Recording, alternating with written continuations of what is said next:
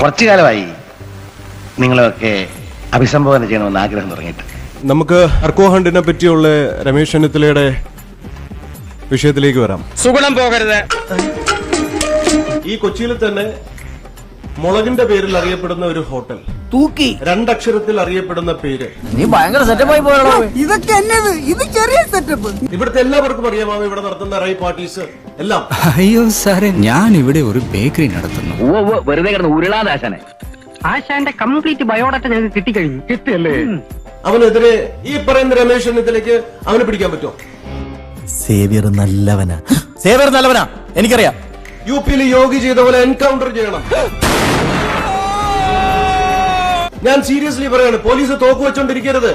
ഇത്തരം രാജ്യദ്രോഹികളെ shoot out ചെയ്യണം. ഇവരെ പോലുള്ള പബ്ലിക് ന്യൂസൻസുകളെ ഓൺ ദ സ്പോട്ടിൽ വെടിവെച്ചു കൊന്ന് ഇവന്റെ ഒക്കെ തല തെരുവ് നായ്ക്കൾക്ക് ഇട്ടുകൊടുക്കണം.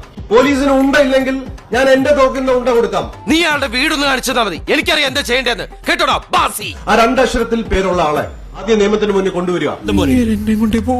യൂത്ത് ഇല്ലെങ്കിൽ സമൂഹം തുറന്നു പൂക്കി എന്ന് പറയുന്ന ഒരു മുഖ്യമന്ത്രി നമുക്കുണ്ട്. എടാ നീ എന്നെ കണ്ടുപിടിക്കും.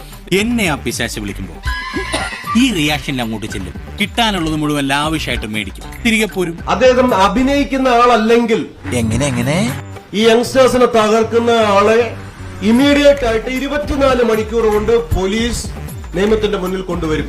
ഇത് രണ്ടും നടക്കാൻ പോകുന്നില്ല. അതെ, പൂക്കി ഡോൺ ബി എ ഊക്കി എന്നാണ് ഞാനിപ്പോ പറഞ്ഞത്.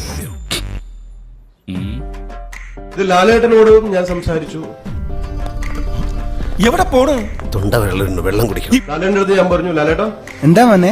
മയക്കുമരുന്ന് മാഫിയക്കെതിരെ തകർക്കാൻ നിയമപരമായിട്ടും എല്ലാം നിങ്ങൾ സഹായിക്കണം. ഒന്നും പേടിക്കണ്ട, ഒരു കുഴപ്പമില്ല, ഞങ്ങളെല്ലാം കൂടെ ഉണ്ട്, ഫുൾ സപ്പോർട്ട്. അയ്യോ, അതിനെന്താണ്, അത് വലിയ കാര്യമല്ലേ? അത് സത്യം പറഞ്ഞു കഴിഞ്ഞാൽ ഈശ്വരന്റെ ഒരു വലിയൊരു മഹാ അനുഗ്രഹമാണ്. അത് നമുക്കത് എന്താന്ന് വെച്ചാൽ ചെയ്യാം. കൂട്ടത്തിന് എനിക്കിട്ടും ഒരു തൊഴിൽ തന്നയാ. അയ്യോ, അത് വളരെ വലിയ കാര്യമാണ്. ഞാനത് എപ്പോഴും അങ്ങയുടെ കൂടെ ഉണ്ടാകും എന്ന് പറയുന്നു. ഇതാ പോയത്. ഞാനൊന്നും പറഞ്ഞിട്ടില്ല. മുതലാളി ഒരു പ്രാവശ്യം പറഞ്ഞിട്ടുണ്ട് ബോട്ടിൽ വെച്ചേ.